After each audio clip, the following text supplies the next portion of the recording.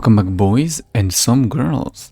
This game seems to defy my most hated mechanic, animation lock. Somehow the game manages to be fun for me even with the animation locking. The time, the reaction windows that you have are very generous, and overall the game is very responsive to your inputs, which is a ton of fun. So what do we have here? This is a roguelike RPG similar to Hades, that has you jumping between islands and just slaying some monsters. The combat is a hack and slash animation lock system. Thankfully, no stamina usage to dodge, so you can just move very fast and combo moves so you can look even cooler. The game is roguelike all the way through. All the usual roguelike features seems to be present. Choosing upgrades, so whenever you go, you kill a boss, a mini boss or some enemies, you have a chance to drop like a purple shrine thing or just a random upgrade that you can pick up, and it either can be like a bomb that you use or simply like 10% more damage, 5% attack speed, stuff like that. It's very random, but you get to choose from 3. It's very nice. Different weapons. This one is very enjoyable to me.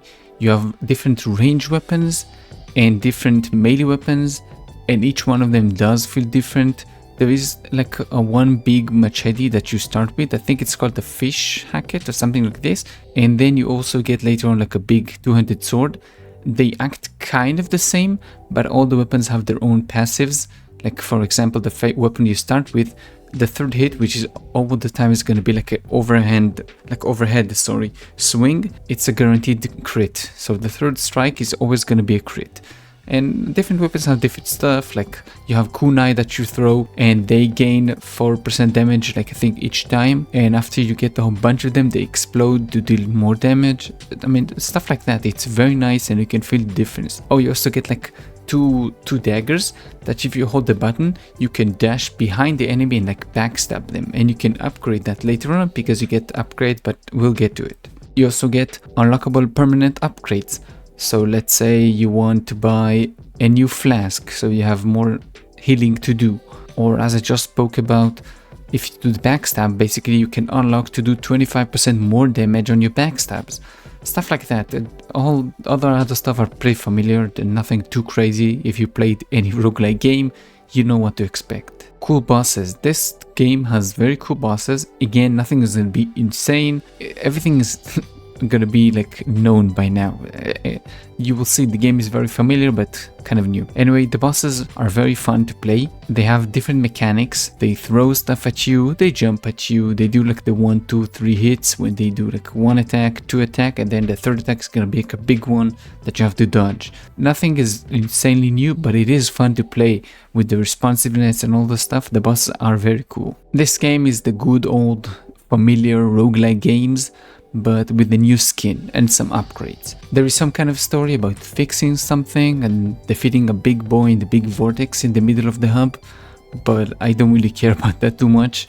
From what I see in the demo, most of the quests are gonna be go to the vortex, get something, come back to the hub, and basically just pick up an NPC and get the next quest to going again to the vortex and complete another stuff. The stuff is basically just defeating a boss or get to a certain place in the run where you get an object, pick up the object, and then just die. You come back to the hub. In the demo, once you complete the boss of the demo, then you go back to the hub. You can't complete it anymore because it's the demo. And yeah, that's basically what I see from the story. The big difference here from what I see from other roguelike games is that you can play with your friends if you want to, instead of doing runs alone. Now, I don't have friends, so I can't tell you exactly what the difference is. What I can guess is more HP to the monsters, not necessarily more monsters, because the islands are very small and very, I don't know, fenced, you could say. Confined. Confined is the word I was looking for. All the islands are very confined with very obvious borders, and they're not too big, so you can't house a ton more monsters, so you have to increase the HP. Overall, the game is very fun and interesting. I just don't see myself wasting hours and hours on end on this game because it's already been done. There is nothing that's really new here or amazingly crazy or like an insane interesting story. Nothing is, I don't know, it's a bit like the Ubisoft game saga, you know what I'm speaking about? When you have like Far Cry and then all the other crap, the Far Cry 1, 2, 3, 4, or the Assassin's Creed, which are basically the same thing over and over and over again. It's not bad, it's fun.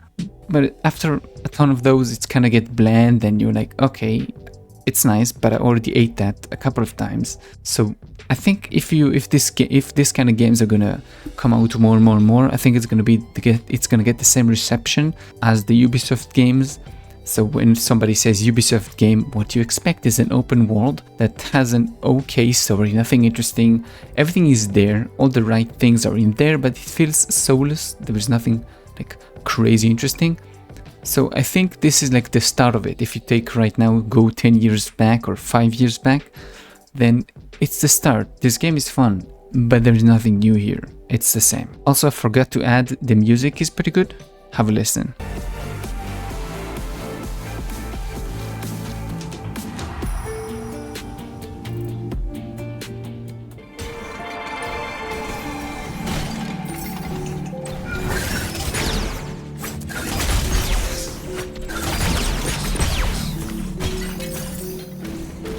That's it, it's a very short one.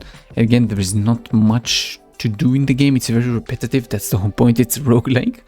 But I will definitely play the game.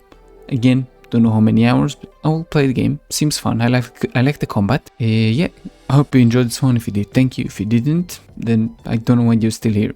Keep us safe, I'll see you in the next one. Bye bye.